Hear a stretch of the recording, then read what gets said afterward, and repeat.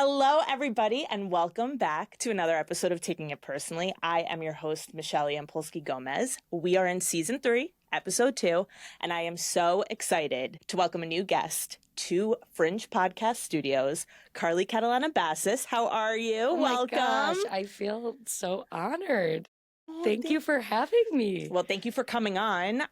We have been friends for a long time. We actually were floor mates our freshman year of college. Pace University. And up? When I think about the concept of taking it personally and how much I want to build out a space for people with either big feelings or going through big things and kind of normalizing it, of course, top of mind to me is being a mom, and not just a mom, but a working mom at that. Carly and I have been friends for a long time, and she has 2 beautiful girls, and her eldest is a few months older than mine, and I've always looked to her for guidance and maybe a little bit of a shoulder to cry on, but also just a backbone and strength to become a working parent. Totally. I would say. I feel like you are just, such a wealth of knowledge when it comes to doing it with grace. Thank you. I think I do a good job of looking like it might be done gracefully, but I think parenting is someone's always losing. Yes. And I think I've just taken that, that's how it is. That's how it is. Either work is losing, your personal life's losing. You try to make it so that your kids are winning, but not everything's perfect, and that's okay. But we just try to make it look like it is.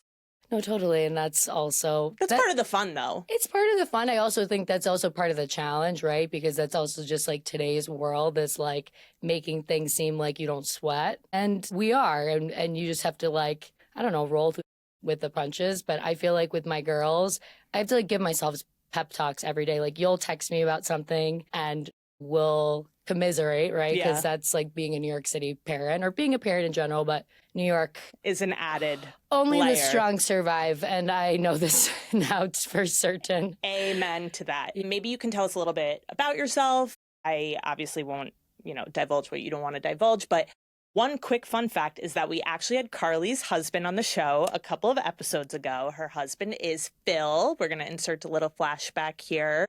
Phil, the Reason Clothing t-shirt guru of New York City. Yes.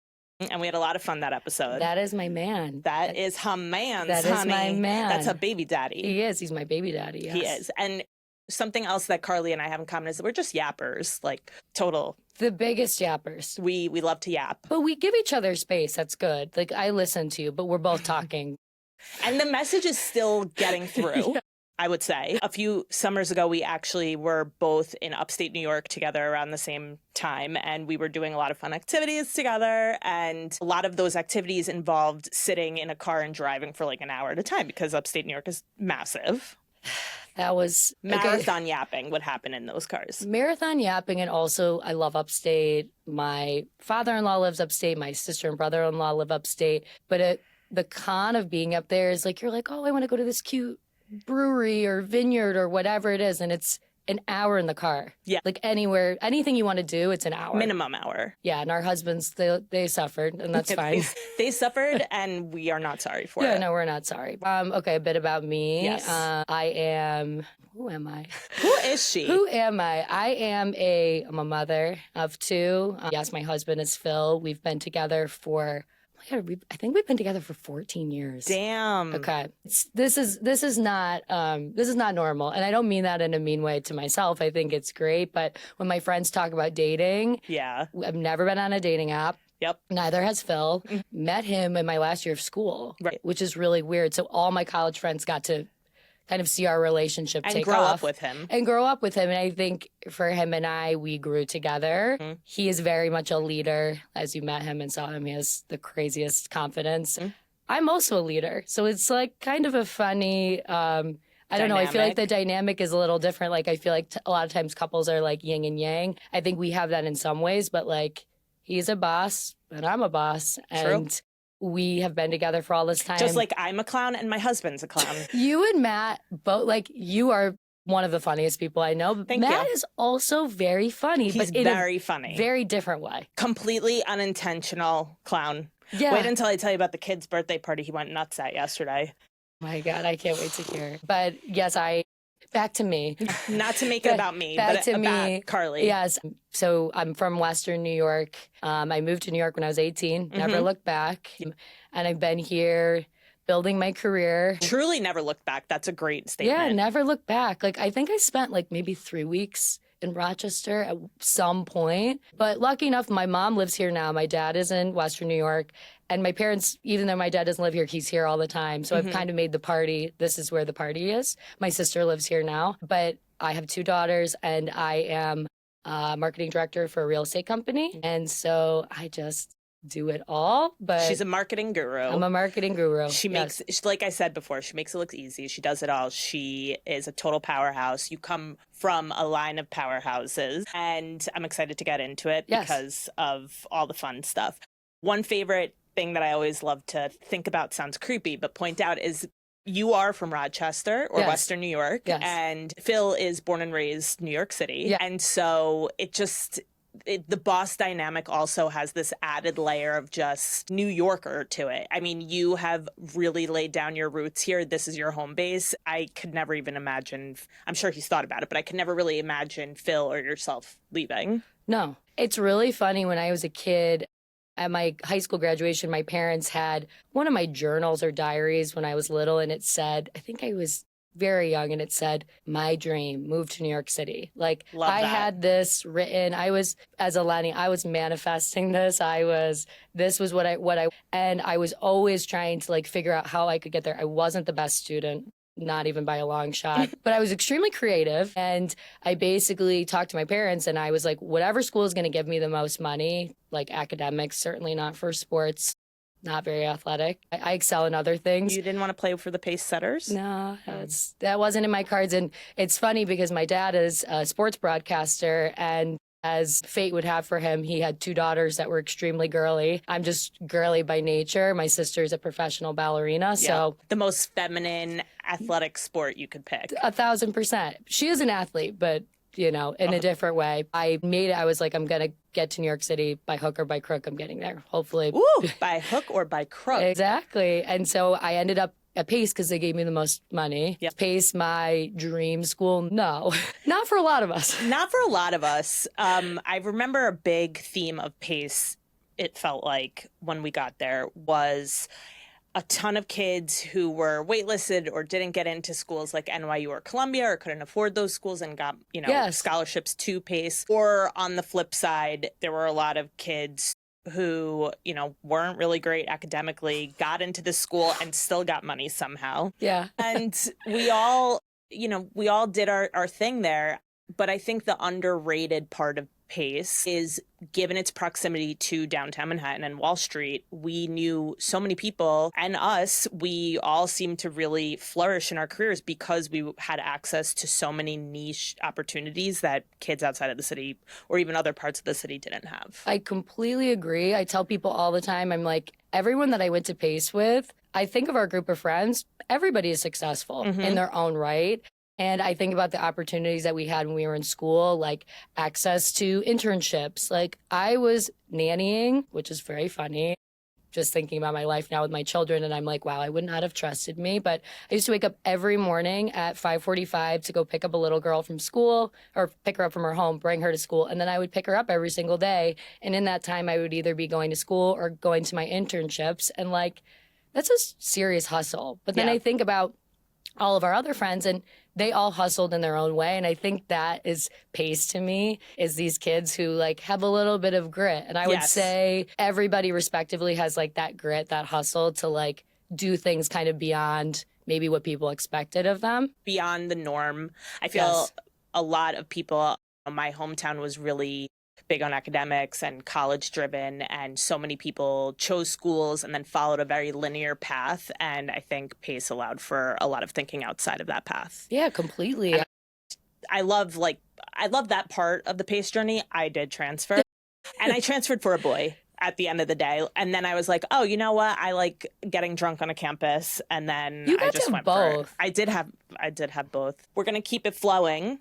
I just want to hear how you're doing. How's everything going? What's new? What are you up to? How's your summer going? Tell me. My summer is good. I'm busy in an annoying way, and I kind of hate when people say like, oh, I'm so busy, but I feel like every hour of every day is accounted for. Yeah. But the summer's the best. Summer's the best. Summer's the best. I went to Europe. That was amazing. I'm going back for a wedding. Gorgeous. Just no children. Nice. That's important. 4 days. Gotta love it. I too am going to Europe. I am going to the Riviera of the East Coast, Lawndale Beach, Florida. Beautiful. No, I'm teasing. Yeah, Matt and I are actually going on a trip without kids, child, for a few days.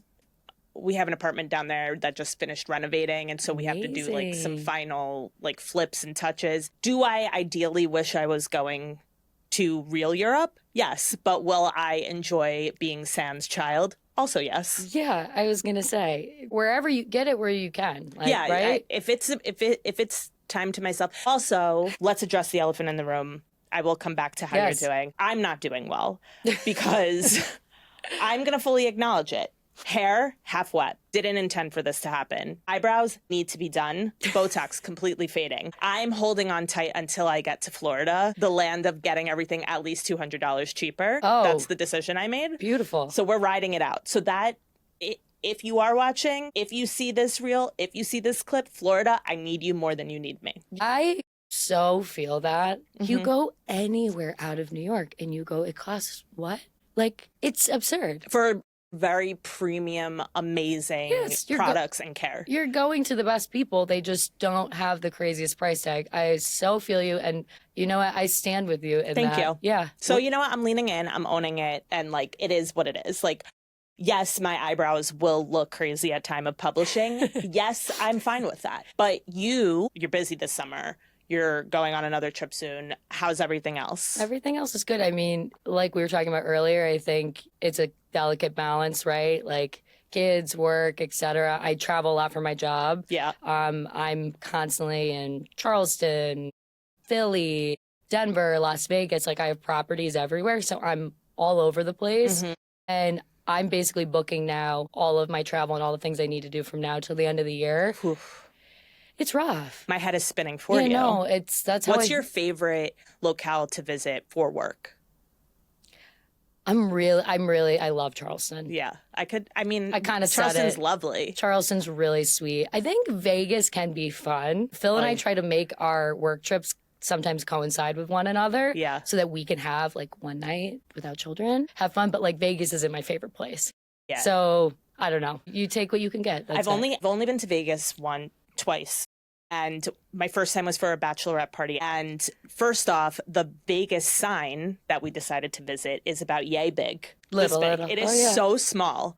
And I just remember being completely devastatingly underwhelmed. Second, with this bachelorette group, we decided to walk to a dispensary because it was such a novelty at the Yeah. time. This was like 8 years Oh ago. yeah, It's totally. so new to us. And we, being New Yorkers, were like, let's follow on the Google map. We could just walk it. Like a 22-minute walk, no big deal. Oh yeah, you don't walk in. No, Big deal. no. I'm talking Kind of scary. kind of scary. Crossing 6-lane highways. Had to cut through a mall Nordstrom, so I obviously got myself a blended frozen treat. And then as we emerged, it felt like there was like a oasis in front of us, like one of those trippy clouds, and a homeless woman emerged from it with no teeth. And she asked me for the rest of my Frappuccino. And I never walked anywhere in Vegas I again. was gonna say, yeah, no, you don't walk in Vegas. It was a hard learning. They do have also their homeless problem is very different than New York. Yeah. It's something like even at work, I have to like figure out a lot of times because we'll have sometimes people come on properties and it's a whole thing. Very, very different. New York, I think we are used to kind of being, we're in the surroundings but there's like a mutual respect a Yeah, little and bit. we kind of keep it moving. We keep it moving. Well, we try. We try. That's actually on my taking it personally. Something about that. I can't wait to hear Yes. this. I also had this quick thought that I was thinking about this morning when I was flipping through my feed, probably. Okay. And it is pertinent to what we were just talking about with getting, whatever beauty treatments you want to get done. Yes.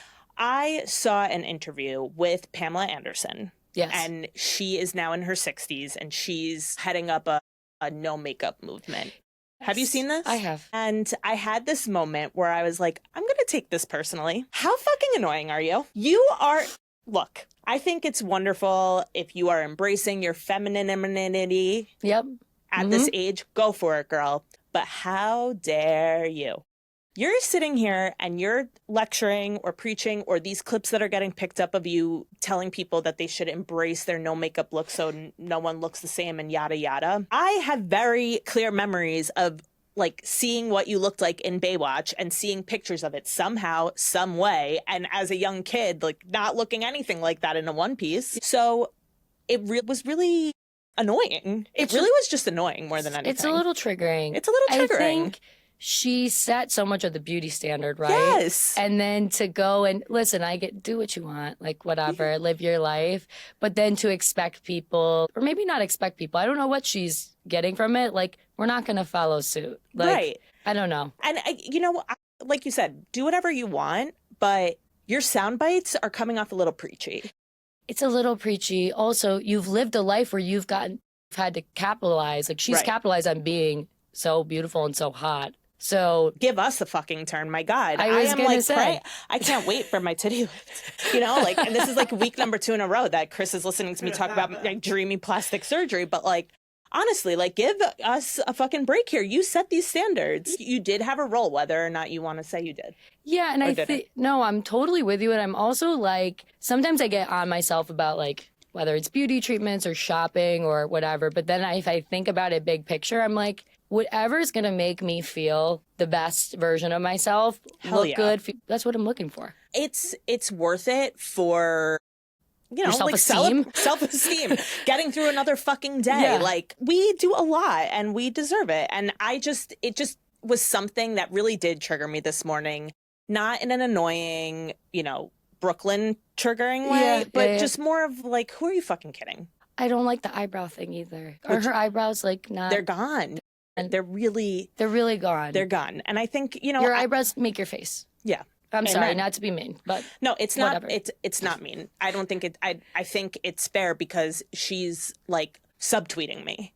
She's subtweeting me with these things, and I feel like she directed it at me personally. So she's looking right at you. She's looking at me. She has me. She has no eyebrows. She's interviews without her eyebrows, without her makeup. Meanwhile, I'm here with wet hair. Honestly, it's drying. It looks great. So I had cleared my schedule today. I had really tried to lighten up. Yeah, we need to hear about your day. I was really looking forward to speaking with you, right? Too. Like, it was something, it's been a highlight for me. Especially, we had Phil on, and like, why the fuck would I have Phil without Carly? Like, that's absurd. But, entrepreneurship was a topic I wanted to explore, whatever. I'm not going to defend myself. No, it's okay. So I tried to lighten my load. Plus, whenever I'm recording with Chris, I'm always late. It's just a thing. It always happens, and I'm always praying he doesn't have someone after me. And so today I really wanted to put my best foot forward. Turns out I'm expecting my period. And that should answer everyone's questions if you're about to ask me if I'm having a second. Not right now. Because everyone's fucking thinking it all the fucking time. They're like, where's your second? Like, what are you thinking? Like, I don't know. What are you thinking? None of anyone's business. Thank you. Yeah. But it's something I'm going to take personally later on. Yeah. Regardless. So for me, when my period's approaching, I have PMDD, which is perimenstrual dysmorphic disorder, which basically accentuates PMS by a lot. It also makes me do things. I'm very clumsy when my period's approaching. I'm forgetful. I feel overwhelmed easily. I feel like I'm just having strokes of bad luck. That's like the light way of looking at it. It's something that came on after I gave birth, but I digress. So today I'm thinking that I'm preparing myself, giving myself ample amounts of time. I decided I'm going to shower, blow out my hair, like take care of business, whatever. Felt like from the moment I opened my eyes, it was one implosion after another. We lost something from my daughter's camp bag. And, the car is making a sound that my husband can't stop obsessing over. My work schedule that I so diligently cleared, suddenly I have these emergency meetings. But once I have the meetings, they're not emergencies anymore. I rescheduled my therapy appointment as a result. Now my therapist is pissed and going to charge me $50. No, you're not, but okay. And then in the middle of all of it, I had washed my hair and I'm putting out all these fires, and then all of a sudden I realized like I don't have time to dry it. So and you lose. And I lose. And yes, I lose. I always lose. Yeah, I know. And I feel, now that I say it out loud, I'm like, wow, Michelle, that was really not that bad. Like, it was fine. But it does always feel like you're like in a losing situation. Everyone else's priority comes before yours when you're a working mom. Yeah. Well, you notice my nails are not done. I don't even want to give won't notice. zoom in. It's okay. You don't. Please We'll just don't. look at the bling instead. Yes. Okay. Thank you. Yes. Look there. I told Phil yesterday. I'm like, I want to get my nails done. Like, I'm going to be on Michelle's podcast. Mm-hmm. He's like, do you have to? You should nap. You should do all these other things. I'm like, you know what? I'll order. What is it? The clip-ons or not clip-ons? Oh, the press-ons. They're in my purse. Yep. When do I have time to like take 20 minutes to like do that? I don't have time for the 20-minute press-ons. I don't have time to sit in a salon for an hour. I did it yesterday. I immediately regret it. There was like, I'm sitting there like sweating because there's a million other things I could be doing. Yeah, no, so you always lose. That's kind of like the theme. That is kind of the theme. And I think about, somehow it comes up for me whenever I find, if we're getting ready to go somewhere as a family and I'm finally like rushing through getting my makeup done. And in my head, I'm always saying like, how is it that I'm the one who just did everything for everyone and now I'm taking care of myself last? You're the one your hair check. It's crazy. But this also leads me to why I wanted to talk to you and get your POV on motherhood, on being a working mom, all of that stuff. And maybe you can start off by telling me a little bit about what being a working mom means to you, you know, the examples that you've seen in your life, and then what kind of support system you feel is important that leads to your success in this role. Okay. There's a couple themes there. So being a working mom, I feel like for me, like, and you know this obviously as my friend, but like the journey to motherhood was not easy. I had, you know, more than one loss, like leading into having Blake. And actually the summer that you were talking about, I didn't even know I was pregnant, surprise, through halfway through. I'm like, this is fun. Then I kind of like held it because I was so nervous. I was like, this isn't going to work out. And it did with my first daughter, thank God. And then 6 months later, got pregnant with my second, which was not in the plan. But, you know, like you said, you make plans, God laughs. And so I had my two daughters. And I kind of, when I think about work and everything, I also had crazy things with work. When I had my second daughter, my entire team at my former employer got let go. 1 week after I had my daughter, they let me do my maternity leave. They were very generous. When I think back on it, I'm super grateful. But I'm like, wow. I remember thinking, I'm a mom of two young kids. Who's going to hire me? Yeah. Like when I get back into the workforce, like who wants this? But then I spoke to someone and they were like, no, this is part of your path. You were meant to lead. You were meant to do what you do. You're very creative. I come from two parents that are very extremely hardworking, diligent. Like they showed me the way. Yeah. But then when I did get the role that I have now, it's like kind of be careful what you wish for a little bit because now that I'm here, it's like you're juggling so many different things at once. And I think being a working parent, it's like sometimes I sit at my desk and I cry because I'm like, I'm missing out on something. Or sometimes I'm at work and I'm like, I should be more into this. And I'm not like, yes. It's not 100%. Yes. You're not giving 100%. Not giving 100%. But then I have to like come back to a place of like immense gratitude. I feel, A, I'm so lucky to be in this position. B, I have a major support system so we can talk about how like things look easy. Yeah, I have someone who helps us pretty much full time. I have my parents. I have Phil's parents. I feel like there's endless people who lay a hand. They say it takes a village. It totally does. Totally. So in order for me to do this, there's me and there's just like different parts of me that help make it happen. So many moving parts. And I just also want to interject here. I'm a huge fan of your parents. Your parents are awesome. They're so lovely. They are the most pleasant, kindest people, and obviously have, great careers to show for it, and, a great daughters to show for it. And they're wonderful. Oh my gosh, you're so sweet. Thank you. When I like someone, I like someone. Yeah, you know what I mean? When I don't, I really don't. Yeah, no, that's true too. Yeah, it is what it is. And I think you made a really good point before too about honestly sitting at your desk and crying sometimes. With my daughter, I have her in a school/camp, and I know deep in my heart how she's in the right place for her. This is an incredible place for her to be in. She's thriving and just doing so well.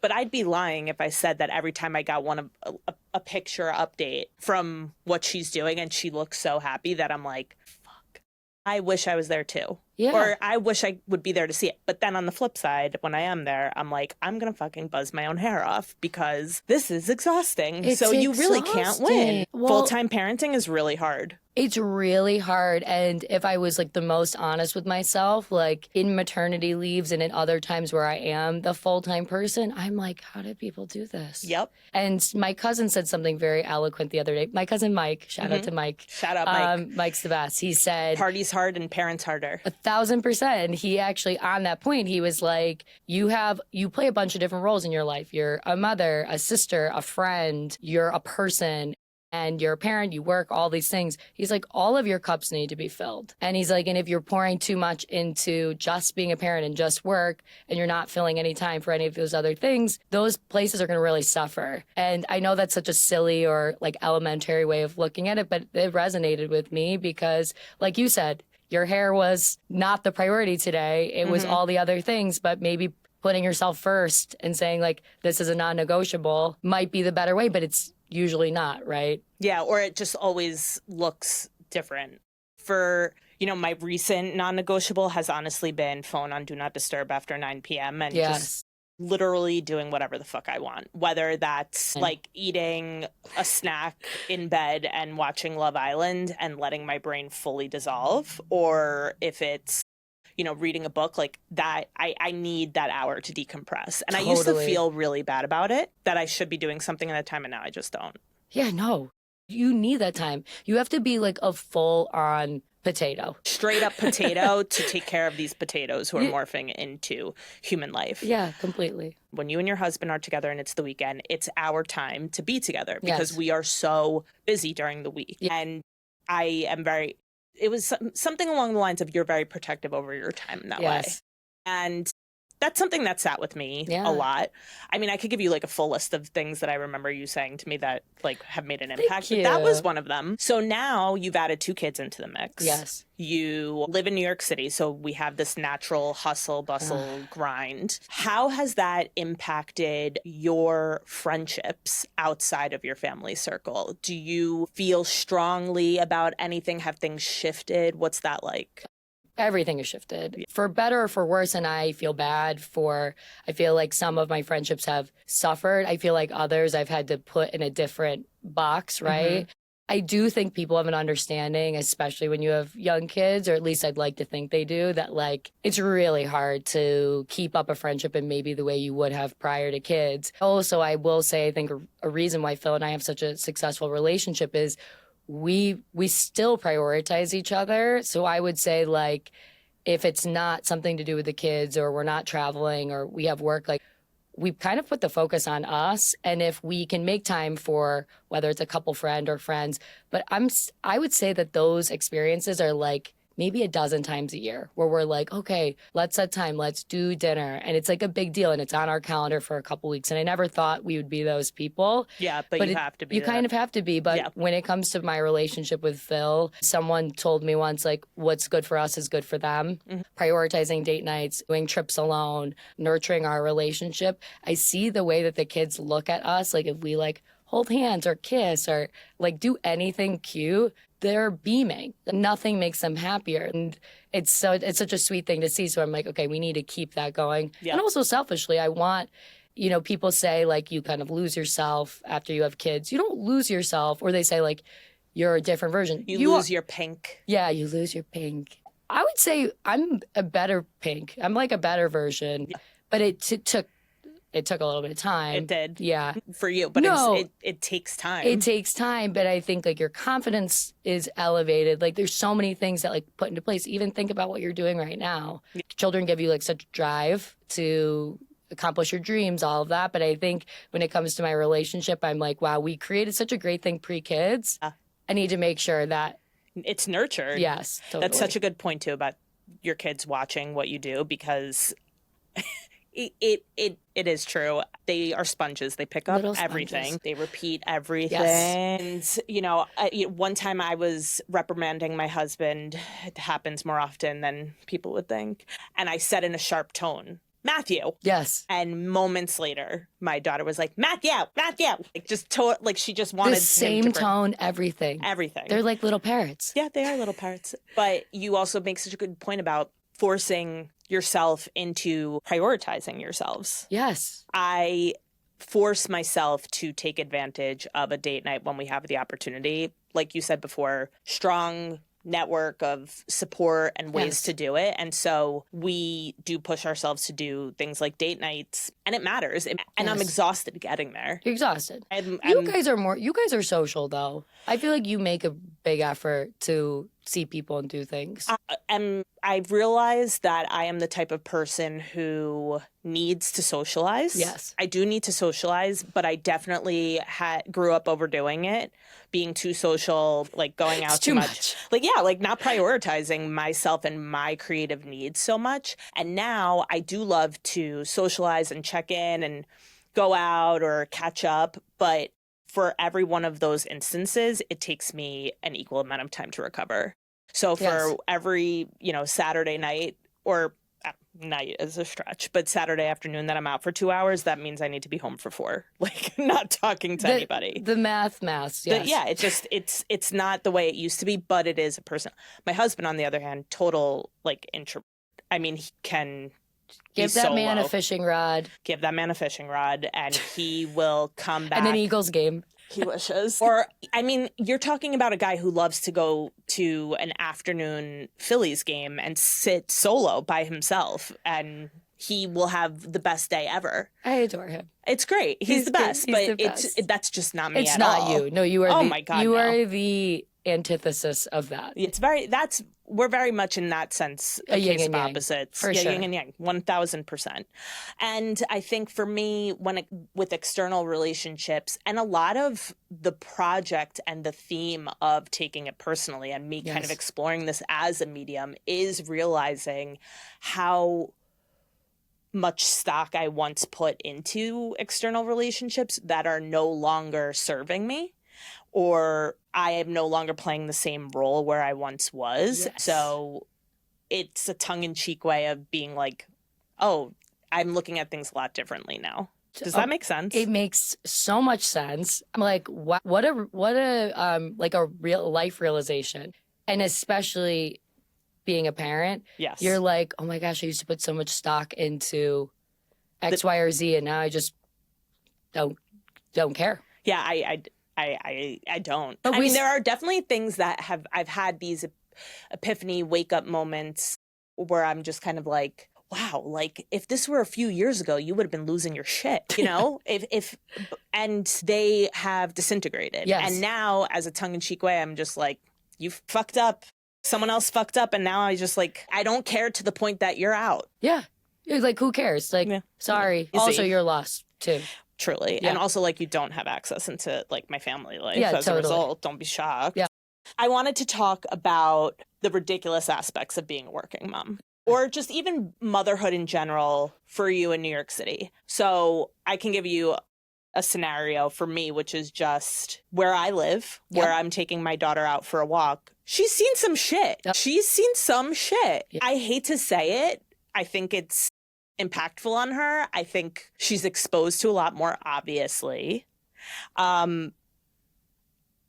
There's just been some like wacky things that have taught me the differences between choosing to not only raise a child in New York City, but work while I do it. So you're entrusting their care with someone else, where my daughter is going to school / camp, whatever we want to call it. It's all the same thing. It's at the same fucking place. Yes. Chelsea. She's in Chelsea, Manhattan. And you're putting kids into a big stroller and you're walking them to the park. And there are so many characters along the way. And I can never wrap my head around it fully. Like, have you ever had any of those out of body experiences almost where you're like, whoa, this is wild that I'm like raising my kids? Yes. Well, one thing on relinquishing control is like the number one like lesson that you learn every hour of every day. You just have to be like, it is what it is. Because if you think about it, it will make you crazy. So that's the first thing. But second thing, yes, I have. And I actually was thinking about this before I got here. When I first went back to work after having my first, I went through the whole rigmarole of finding a caretaker, okay? I love that word. Oh my God. Care.com, the screening, multiple interviews, met multiple people. This is not cheap. Like, you're not like, trying to find a deal. It's like, and especially I was so nervous. And like, you find the top people, you get their references, the whole thing. And it is not cheap. Can we accentuate, double underline? Not cheap. It's not cheap. It's crazy. So I found this woman. I went back to work. I was like, I'm going to trust. We have our baby camera in the apartment. And even if I can't see everything that's going on, I can normally hear. So I'm at work. It's normally her nap time. And I'm like at my little desk. There's like at my old firm, there were like hundreds of people on the floor. I'm like listening to try to hear nothing. We didn't trust this woman enough to give her keys yet. So like they didn't even have like outside access. My first, she was little. It was a whole thing. Yeah. I'm listening, and I hear nothing. So no sounds, nothing. I'm freaking out. I'm like 2 days back from work, from maternity leave. Your mind is like spinning out a little bit. I text my husband and I'm like, you need to go home. Like, you need to go home now. Like, they're gone. Like, she took the baby. Like, this is where we go to. He gets there. And by the way, we told this person we'd give her paid sick days. Like, we were very generous off the jump. You're doing it by the book. By the book. We were nervous. He gets there. She is laying in our twin bed. No. Yes. The baby is literally like, she must have put her in the Dakatot or something. No. She's like, I'm not feeling well, so I'm taking a rest. She was fully napping, whatever. She had COVID. Get the fuck out. And she gave our first COVID. My God. And then we all got COVID. And then our first gave it to us. Yeah, so that was, I was like, oh my God. I'm like, I can never work again. Holy shit. But I did all the right things. I called all the references. I did all the right things. And I still had someone nutty enough to bring illness to a 6-month-old. Yeah. Like she said, I'm going to go to work today. And I know I'm sick. And I feel awful. But I'm going to do it anyway. And I'm going to subject a 6-month-old to this. So sick fuck. Yeah, no, well, she's obviously not in our life. Thank God for that. Yep. No, that's crazy. It's crazy, but it was crazy. And I was like, only in New York City do you, like, you set the bar so high. Yeah. And then you get really disappointed. I'm sure that happens everywhere. But yeah. I mean, yes, that definitely happens everywhere. We had some pretty wacky caretaker situations too.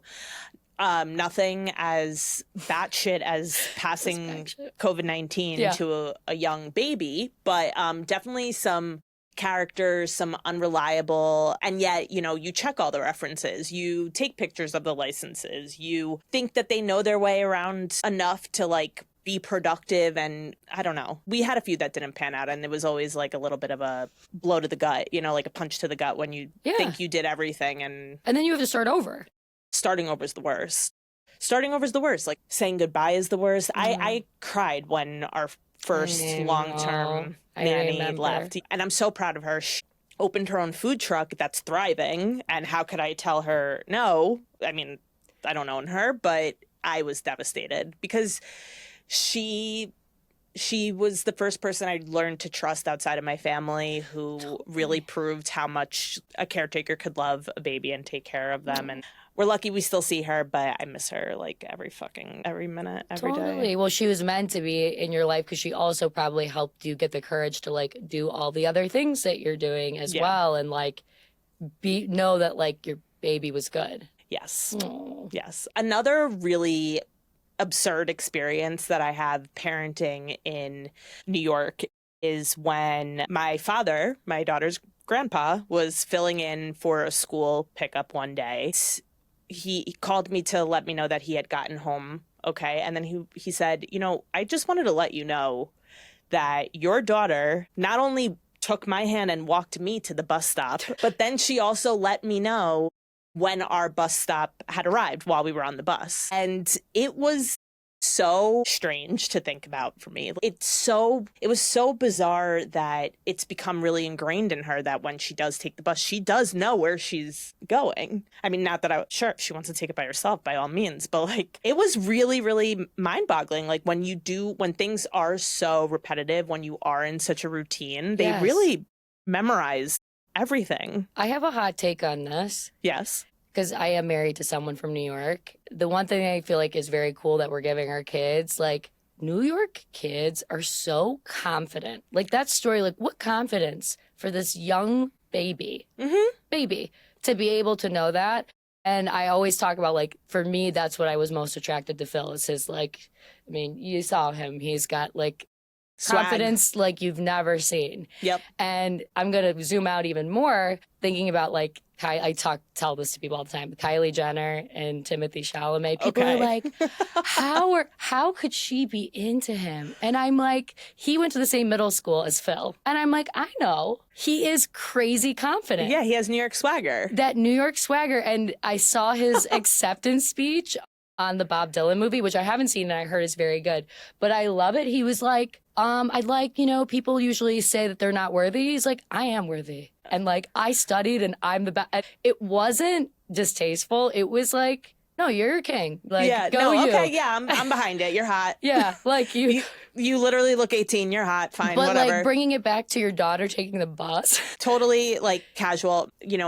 My husband's side of the family is still terrified of New York City. Hard period at the end of that. Yeah, they don't really come in because yeah. they're scared. And my child is navigating. She knows the MTA. Like, yeah, it is what. Yeah. The confidence, like what a gift. It's a gift. And I love that. And it's definitely a win of like keeping them here. And then, you have like the slight differences between them and the suburban babies who are more sheltered and don't really like leave the house too often. And I get that there's things of comfort that happen there too, but I'm very grateful for the opportunity, to have. Their world is big.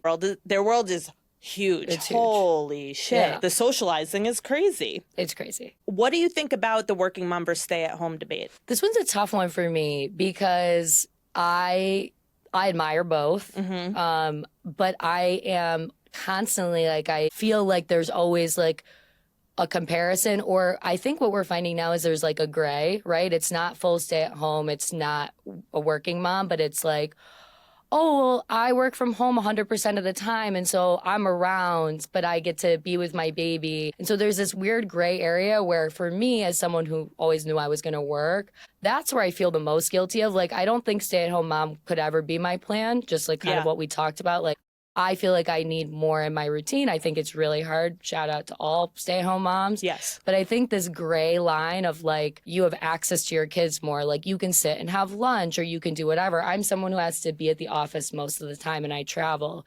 So for me, that's when I feel the most like guilty, is like this idea that I could do what I'm doing and also have more connection. And I also think no matter what lane you're in, the judgment is crazy. It's like through the roof.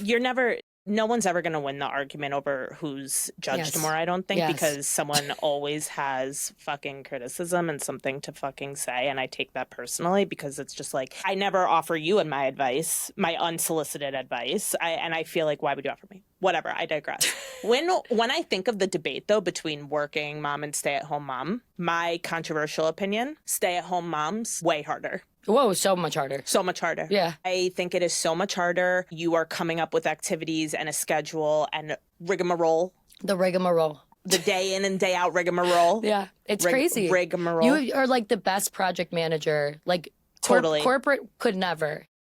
Corporate can never. No. I genuinely think it's such a hot button topic because everyone is fearful of what the other party will say or think. When I have been in some scenarios where I have had to use my time off of work to be a full-time parent, we weren't taking a vacation or anything. It's just how things shook out. Whether my nanny was visiting her family on the other side of the world or, my daughter's school was closed, whatever it is. And those days were very much the hardest to fill and be fulfilled and make sure your child is. And it's different than a weekend day. It's different than a weekend. No. The weekday programming is so much more intense. Much more intense. All of it. And I will say, when I think of the debate between working parent and stay-at-home mom, in my head, stay-at-home mom's way more difficult. Oh, way more difficult. And you know what? For me too, like, I feel like we're talking about the cups being filled. I feel like the stay-at-home mom's cup always gets filled last, like, because there's just no time. There's no time. Yeah.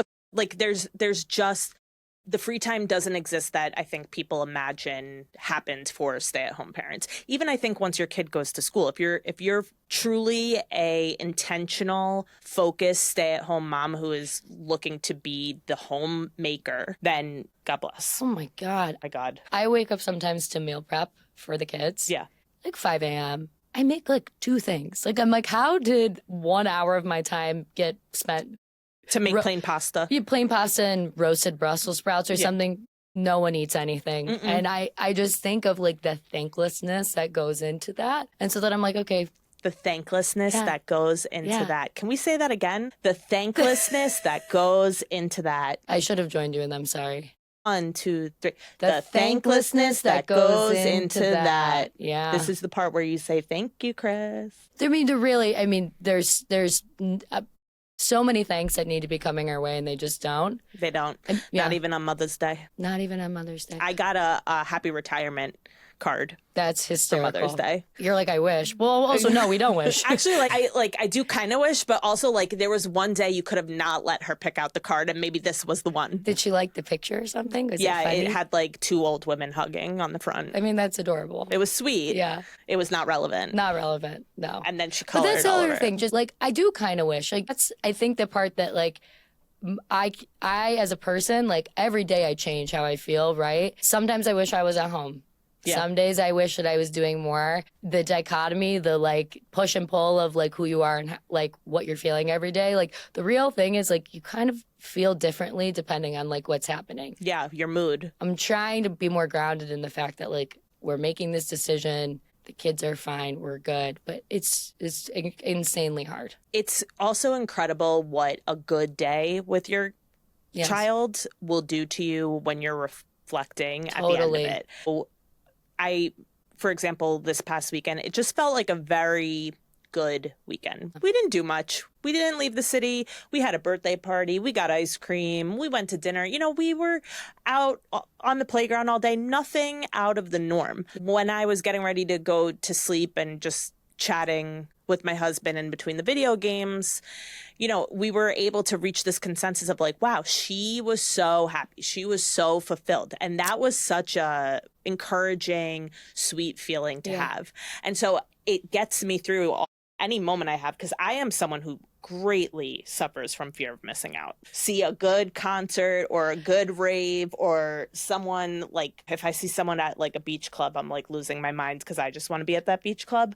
But then I have this really good day with my kid and it takes me through. No, totally. Oh my God, that's so funny that you say that. I also have a fear of missing out. I'm trying to be better about it, but this is a funny one. Yesterday we were at my mom's. My mom and her boyfriend saw Coldplay. Fun. So they've been playing these videos of the Coldplay like on YouTube. I want to be there so badly. None of the tour dates work for me. Yeah. And that's when you're like, you talk about like sacrifice, parent. I'm like, I just wish I could just get on a plane and just go. Yeah. And then you start looking at dates or flights. You're like, well, what if I could finagle this like one singular day? Yeah, no, it's just not possible. No, I had a friend offer me a ticket to Chris Lake at the Brooklyn Storehouse this weekend. And in another life, I loved a good overnight rave. I was still going to clubs when I was pregnant. And I love a good dance, like dance it out. And I said no because I didn't have the next day childcare to get me through. Oh, yeah, no. He's not going on until 2. Like, I just knew that I would pay for days and days on end. And it physically hurt. It was painful to say no. Totally. It hurt. But, you know, you'll just say to your daughter, I love you this much. I love you this much. Yeah. I mean, my nipples are to the ground and I pushed your huge head out, and I'm now saying no to these tickets, and it is what it is. So it's so crazy. By the way, we didn't even, so college friends, adult friends, somewhere in between, we definitely were like fun raver, ultra friends. Mm-hmm. Oh, yeah. Well, there was a time, club friends. Club friends. Ultra friends for sure. I mean, we lived through such a fun period of going to the clubs. It's having a moment on TikTok. Is it? Yes. Oh, my TikTok's not taking me there. My algorithm is taking me a few places recently. Like, I can't believe this is now a segment on my show because I'm always fucking talking about where my algorithm's taking me. Mine has taken me to the 2010 to probably 2014 rave years with like super shitty beach bars on the Jersey Shore or in this the is Hamptons. Very niche. Yeah. And like Avicii had just come out and Laid Back Luke. What a time. Let me tell you, when you're watching Swedish House Mafia, when you're watching these TikTok reels, or sorry, oh my God, how embarrassing. Your TikToks or reels of these, so boomer. Yeah. may as well like stamp loser on my forehead.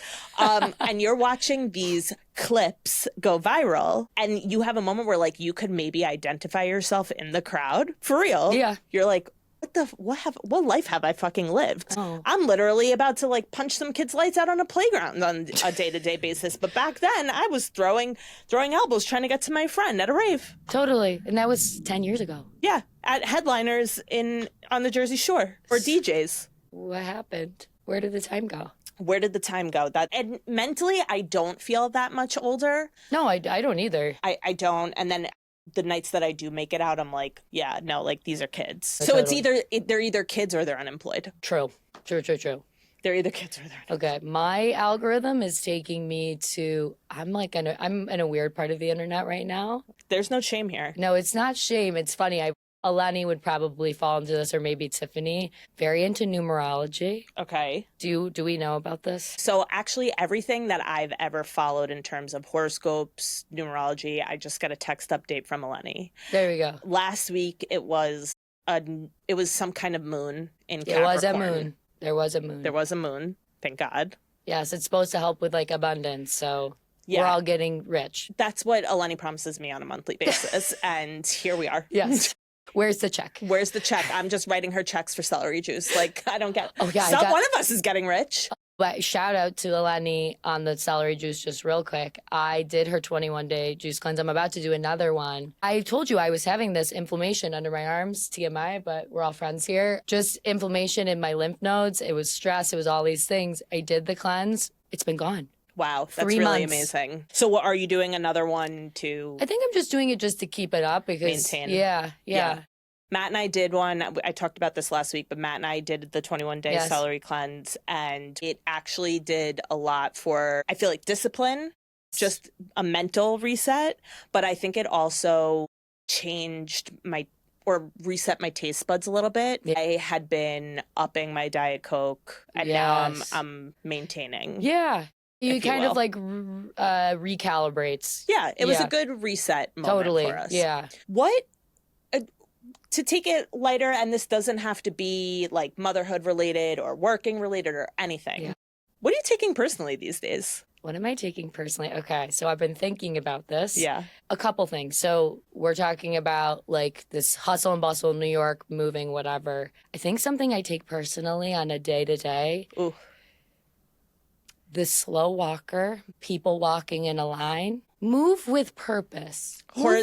And you're talking Yes. about like a horizontal Yes. line. Yeah. Oh my God. Yeah. It's like there are other people in the world besides you that are also trying to get where they need to go. Yeah. Maybe I need to slow down, but maybe you need to speed it up. Don't even put it on yourself. Don't even right? put it on yourself. You are right in this situation. I think I'm right. And so to just build on that Yes. in my travels, also taking personally not having travel etiquette. Stopping when the plane lands. Oh my God. I need to hide. Please I need fucking to hide. get a tambourine and go make some music. Fuck. Like, please stop. Yeah. Please stop. Secondly, trying to get off the plane before other people. The worst. The worst. Like, why do you think, unless your plane is leaving, and the stewardess will tell you, please let these people off. Yeah. Why do you think it's more important for you to get off than the person in front of you? Yeah. I totally understand. Unless there's like an announcement that we have, this connecting flight, Yes. and I'm totally. People are good I get it. people. Yes. Let them go through. Let them. Thank you, Mel Robbins. Mel Robbins But of Delta Airlines. Yeah, but it's like I'll let you go if you have to go, but don't think like the standing up, the putting the bag, and then trying to book it. Yeah. You're not special if you were. You'd be flying private. Yes, you are special just like everyone else. Except unless you're me, Yeah. then you're really special. Me too. And if I need to get off the plane first, I'm getting the fuck off. Yeah. No, I'm just kidding. I wouldn't be like that. I totally hear you on the walking thing. Something that I'm gonna add to that I take personally because I live close to the East Village. There are many slow walkers, Yes. and they're all currently wearing white pilgrim skirts and cowboy boots. So this is a trend I can't get behind. Unclear. The cowboy boots I'm fine with. I was doing that She did You that. can look at my camera. Like you can look at my camera. You can look Check you her can look on Instagram. those Instagrams. I've been wearing cowboy boots for many a time. A lot of my world brings me to the South, but And I'm too Jewish for that. the pilgrim dress, the skirts, the bustle. Well, the issue is when no one's walking and yet they're wearing a pilgrim skirt, it's billowing in the wind. It's billowing So then in the I wind. can no longer bypass around without getting tangled in your white skirt. Yes, and there's a group of 3, and they're all ducks, and they're all wearing the same outfit. And they're all texting at the same time, talking about where they're going to go pregame. Yes. This might be a sign of my age as well. I think we're getting older. It's okay. Yeah. And then also to build off of that, I take it personally when people are exiting the subway, but then they stop at the top to check their maps on where they're going so that we're all blocked. I think that's the worst defense of everything. Because people are moving fast. We have places, we took the subway not because we wanted to. I didn't want to take the subway. Me neither. I never, ever want to take the subway. Neither. So therefore, let me off. Let me out. Let me off. Let the people off. There's like 100 people getting off at once. Why do you think you should take your map out? And it wouldn't be acceptable in your little European town either. So don't do it here. It's the worst when you know it's a New York offense. Yeah, that's really bad. That's really bad. That's clueless. Yeah. Another thing that I took personally this week, this one is motherhood related. I have a friend who recently gave birth and she, for her first child, she had told me about with her first child, she was neurotic about, breastfeeding and pumping and all of that stuff, which automatically took me back, as you know what I mean? Like, and something that I take personally about that is when you're prepping to become a mom for the first time or give birth, you are never really told about the mental toll that breastfeeding will take on you. Sure, we all joke about our tits sagging and like our nipples the size of plates, whatever, and like the gashes you get, the physical aspect of it, absolutely. But the mental load that something like that does to women is never really discussed. So now my girlfriend had her second and she was like, you know what? Not doing it. Yeah. And that's an option. It's so crazy. And that's an option. Yes. Brava to her. And she was like, I am fully capable. Like, I know that the milk is here. I know that I know how to do it. I know how to hold a child to do it. But I just don't want to. Yeah. I mean, perhaps getting off the plane for her. Yeah. I applaud her. And I would say I had a similar experience with my second because I did like the liquid gold. I did the very small amount of time. And I said, you know what? Not doing it. And not doing today. It. And I had the best postpartum experience comparing the two, both happy times, but first time really tough. That was tough. I basically only pumped with Blake because she, it was just a challenge for us. I was so depressed about it. It was extremely hard. And there was the only reason why I kept with it was because of this intense pressure from the world, like society, the little things people would say, like little comments, little digs, or little just like, well, and then they'll end it with, well, fed is best. After they give you the whole spiel of why, no, we believe in the boob. Yeah. Well, fed is best. So let's start with fed is best. And whatever you decide to do, that's what you should do. Amen. Like, whatever way you feel. So props to her. Yeah, totally. And I take it personally Give for her everyone her flowers, who told me. as Bethany would say. I love her. We're going to have to save this one. I just want to make a quick note, too. I have a few friends who have either struggled with fertility issues or whatever that may be. And if you're someone who's taking the time to listen and you are facing any of those things, all my love to you. We're all, if you want to be a mom and you're striving to be a mom, you're still a mom in my eyes. And I have nothing but respect for people who are doing this a different way or who are going through different means. And I pray for you all the time. Yes. I also pray for my friends who have children and are slowly losing it. My heart is with you as well. And sertraline saved my life, and I recommend it to anyone who might need help. Carly, you just get shit done, and you are a star. And I could honestly talk to you for hours and hours and hours, but I wanted to say thank you for taking time out of your very busy schedule to come on today and hang out. Oh, can we give you your flowers? Give them.